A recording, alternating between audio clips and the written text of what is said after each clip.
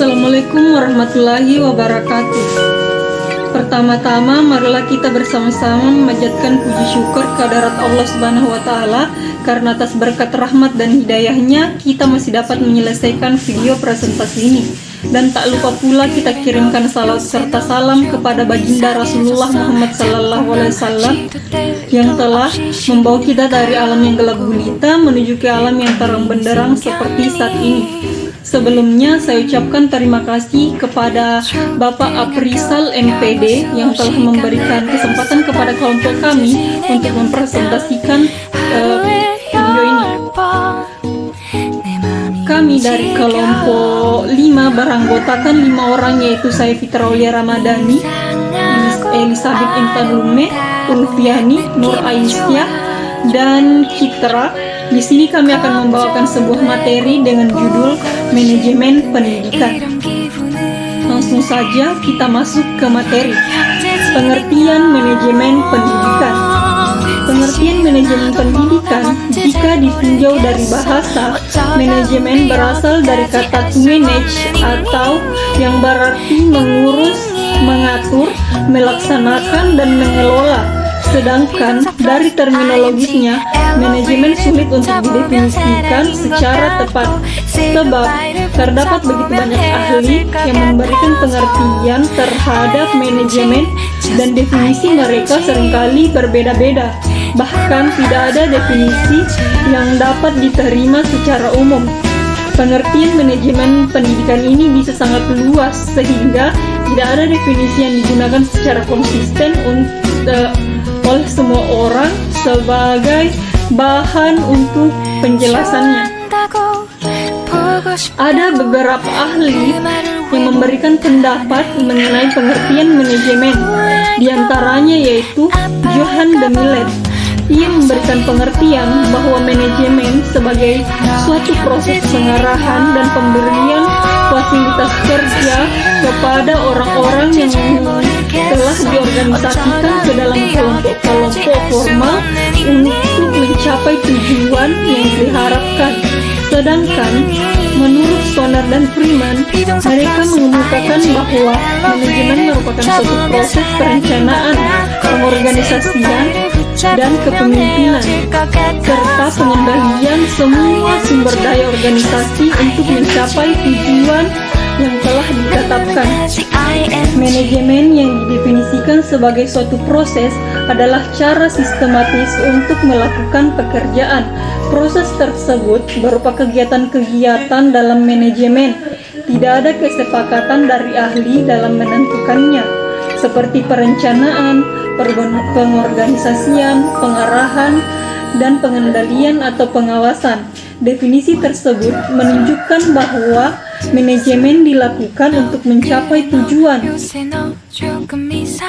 Dari berbagai definisi, manajemen tersebut dapat dijelaskan bahwa manajemen pendidikan adalah proses perencanaan, pengorganisasian, pengarahan, dan pengendalian usaha-usaha personal pendidikan dalam mendayagunakan semua sumber daya untuk mencapai tujuan pendidikan.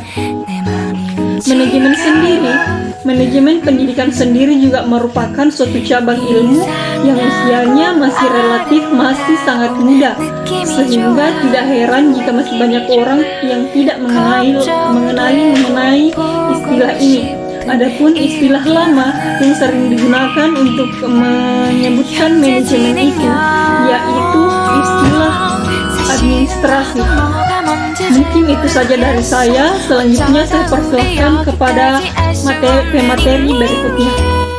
Selanjutnya yaitu fungsi-fungsi manajemen pendidikan. Fungsi-fungsi manajemen pendidikan terdiri dari beberapa fungsi. Yang pertama, perencanaan. Fungsi perencanaan merupakan kegiatan untuk menetapkan pekerjaan yang harus dilakukan oleh suatu kelompok demi tercapainya tujuan yang telah digariskan. Perencanaan mencakup kegiatan pengambilan keputusan termasuk pemilihan alternatif keputusan.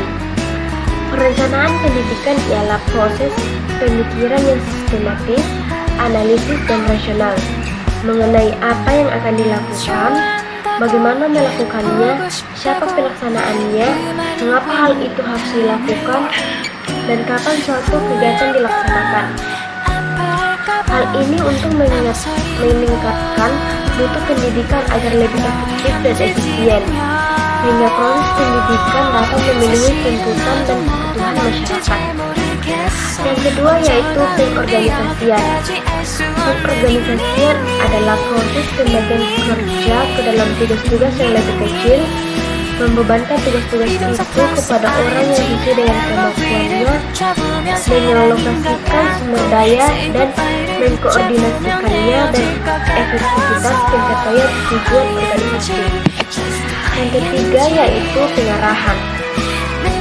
Pengarahan atau directing ditunjukkan untuk membimbing bawahan agar menjadi pegawai atau staf yang mempunyai pengetahuan dan keahlian memadai serta bisa bekerja secara efektif untuk mencapai tujuan yang telah ditetapkan oleh organisasi. Pada dasarnya, beberapa hal ini seperti motivasi, komunikasi, dinamika kelompok, dan kepemimpinan.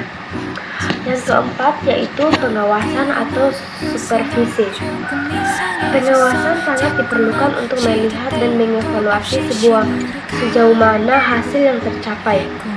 Istilah pengawasan juga bisa diartikan atau disamakan dengan pengendalian, yang diperlukan untuk memastikan bahwa suatu aktivitas atau kegiatan dapat berjalan sesuai dengan yang direncanakannya. Secara umum, proses pengawasan atau pengendalian itu terdiri dari 3 tahap. Yang pertama, menetapkan standar-standar pelaksanaan pekerjaan. Yang kedua, pengukuran hasil atau pelaksanaan pekerjaan. Dan yang ketiga yaitu menentukan kesenjangan atau divisi antara pelaksanaan dengan standar rencana. Baik, saya akan melanjutkan pemaparan materi kami, yaitu bagian C, faktor-faktor manajemen pendidikan. Faktor-faktor manajemen pendidikan dibagi menjadi 4, yaitu SDM pendidikan atau sumber daya manusia pendidikan. Sumber daya manusia pendidikan adalah seluruh manusia atau orang yang terlibat dalam aktivitas pendidikan dan mempengaruhi kegiatan manajemen yang ada dalam organisasi tersebut. SDM pendidikan biasanya terdiri dari pemimpin atau kepala sekolah, guru atau pendidik, peserta didik, tenaga administrasi, dan lain sebagainya. Yang kedua, B. Pembiayaan. Pembiayaan pendidikan adalah kemampuan internal sistem pendidikan untuk mengelola dana-dana pendidikan yang efisien yang telah masuk dalam sekolah. Yang C. Sarana dan prasarana. Pasal 1 ayat 23 Undang-Undang Sistem Pendidikan Nasional menjelaskan bahwa sumber daya pendidikan adalah segala sesuatu yang dipergunakan dalam penyelenggaraan pendidikan yang meliputi tenaga pendidik, masyarakat, dana, dan prasarana pendidikan. Sarana pendidikan adalah segala sarana fisik yang mendukung kegiatan pendidikan. Sarana pendidikan seperti bangunan sekolah dan alat perabotan sekolah. Bagian D. Teknologi informasi. Perkembangan teknologi di bidang informasi memberikan peluang untuk memanfaatkan semaksimal mungkin dalam inovasi-inovasi teknologi informasi, sehingga timbulnya masyarakat ilmiah antara lain disebabkan oleh adanya revolusi di bidang teknologi informasi. Assalamualaikum warahmatullahi wabarakatuh. Baik, selanjutnya bagian D, prinsip manajemen pendidikan. 12/1963 13-17 merumuskan prinsip-prinsip manajemen pendidikan sebagai berikut. Bagian A, memprioritaskan tujuan di atas kepentingan pribadi dan kepentingan mekanisme kerja. Bagian B, mengkoordinasikan wewenang dan tanggung jawab. Bagian C, memberikan tanggung jawab pada personel sekolah, hendaknya sesuai dengan sifat-sifat kemampuannya. Bagian D, mengenal secara baik faktor-faktor fisiologi manusia. Bagian E, relativitas nilai-nilai. Bagian E, pengertian manajemen tenaga kependidikan. Jadi, manajemen tenaga pendidikan dan kependidikan adalah aktivitas yang melalui tenaga pendidikan dan kependidikan termasuk ke dalam organisasi pendidikan sampai akhir berhenti melalui proses perencanaan SDM, sumber daya manusia, perekrutan, seleksi, penempatan, pemberian, kompensasi, penghargaan, pendidikan, pelatihan atau pengembangan, dan pemberhentian. Menurut Soebagio Atmodiwirio 2023, manajemen pendidikan dapat didefinisikan sebagai proses perencanaan, pengorganisasian, memimpin, mengendalikan tenaga pendidikan, sumber daya pendidikan untuk mencapai tujuan pendidikan. Menurut Enkoswara 2001-2, manajemen pendidikan merupakan suatu ilmu yang mempelajari bagaimana menata sumber daya untuk mencapai tujuan yang telah ditetapkan secara produktif dan bagaimana menciptakan suasana yang baik bagi manusia yang turut serta di dalam mencapai tujuan yang disepakatinya.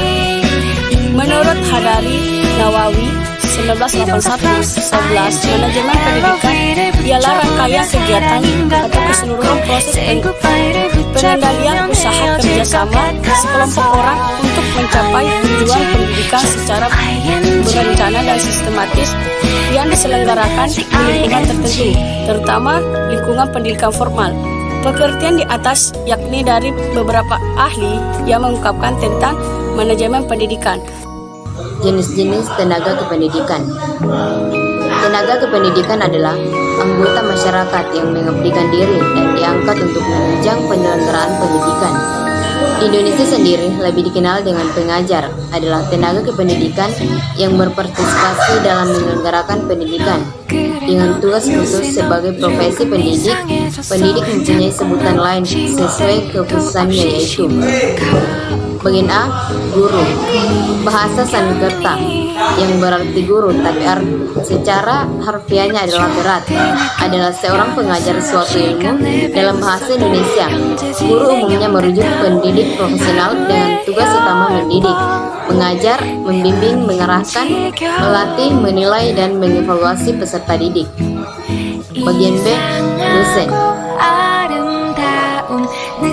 Dosen adalah pendidik profesional dan ilmuwan yang dengan tugas utama mentransformasikan, mengembangkan, dan meluaskan ilmu pengetahuan, teknologi, dan seni melalui pendidikan, penelitian, dan pengabdian kepada masyarakat. Bagian C, konselor. Konselor atau pembimbing adalah seorang guru yang mempunyai keahlian dalam melakukan konseling atau penyuluhan.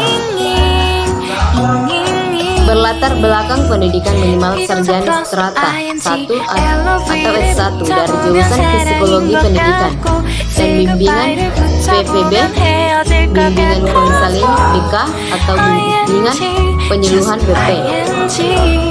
Mempunyai organisasi profesi bernama Asosiasi Bimbingan dan Konseling Indonesia ABKIN. Melalui proses sertifikasi, asosiasi ini memberikan lisensi bagi para konselor tertentu sebagai tanda bahwa yang bersangkutan berwenang menyelenggarakan konseling dan pelatihan bagi masyarakat umum secara resmi. Konselor bergerak terutama dalam konseling di bidang pendidikan, tetapi juga merambah pada bidang industri dan organisasi, penanganan korban bencana, dan konseling secara umum di masyarakat. Bagian D, pamong belajar.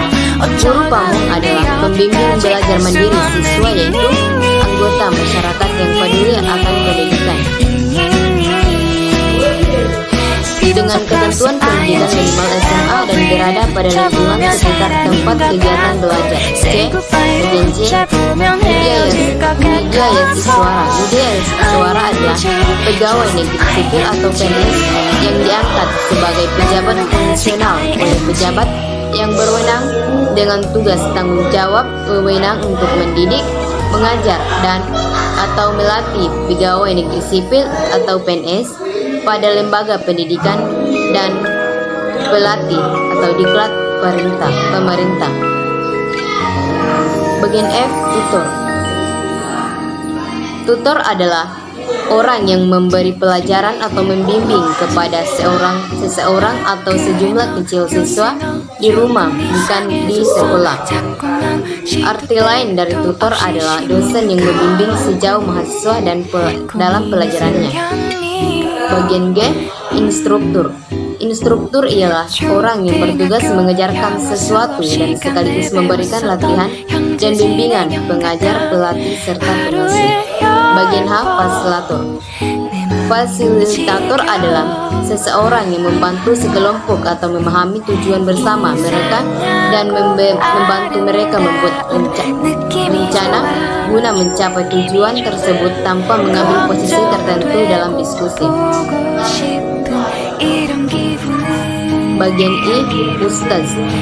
Ustaz atau sering dieja ustaz dan ustaz. Bahasa Arab al-ustaz, bahasa Persia ustaad adalah kata dalam bahasa Indonesia yang bermakna pendidik. Kata ini diserap dari bahasa Arab dan bahasa Persia dari kata pelafalan dan makna yang sama, yaitu guru atau pengajar.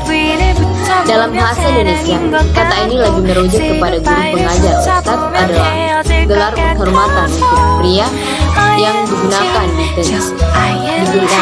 di Timur Tengah, Asia Selatan, dan Asia Tenggara. Selanjutnya bagian G, tugas tenaga kependidikan. Tentunya agar tujuan sekolah yang lahir dibuat dari kegiatan bersama dan untuk meningkatkan mutu pendidikan dan memberikan pelayanan yang terbaik bagi siswa, maka tenaga pendidikan harus melakukan tugasnya secara baik, efektif, dan efisien. Pada 1. Proses perencanaan yang dilakukan seluruh tenaga kependidikan yang harus berupaya dengan sangat serius sesuai dengan tugas pokok dan fungsi demi tercapainya peningkatan mutu pelayanan siswa di sekolah. Kedua, proses pengorganisasian tenaga kependidikan dalam memberikan pelayanan yang terstruktur dan sesuai dengan prosedur yang ada dalam pengorganisasian dilakukan dengan lebih menekankan pada pengaturan mekanisme kerja masing-masing tenaga pendidikan. Ketiga, proses pengamatan atau pemantauan terhadap pelaksanaan pelayanan terhadap siswa harus sesuai dengan prosedur yang berlaku dan sudah sesuai dengan standar operasional prosedur. Keempat,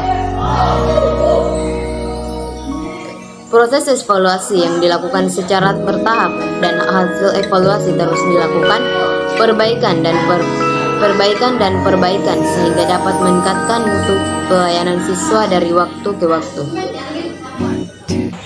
Kesimpulan dari makalah kami menyimpulkan bahwa dalam sebuah lembaga pendidikan tentu memiliki manajemen dan tenaga kependidikan untuk melaksanakan proses dalam hal pembelajaran pendidikan maupun manajemen. Oleh karena itu sangat penting untuk mengetahui seperti apa manajemen dan tenaga kependidikan dalam sebuah lembaga pendidikan, sehingga dengan begitu dalam kelembagaan pendidikan dapat berjalan dengan baik dan bermutu dalam lembaga sekolah maupun lembaga yang lain.